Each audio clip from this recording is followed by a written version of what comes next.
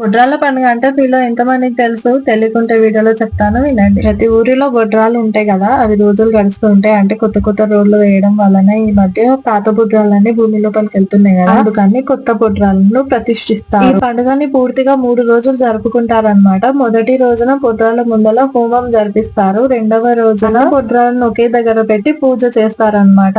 పూజ చేసిన తర్వాత అందరూ జనం వచ్చి బొడ్రాలకు నీళ్లు పోసి నవధాన్యాలు పోసి కొబ్బరికాయ కొట్టి పూజ చేసుకుంటారు. ఊరిలో బొడ్రాలకు పూజలు చేసిన తర్వాత 8 గంటల తర్వాత ఊర్లోకి ఎవరిని రానివ్వరు, అలాగే ఊర్లో నుంచి ఎవరిని వెళ్ళనివ్వరు.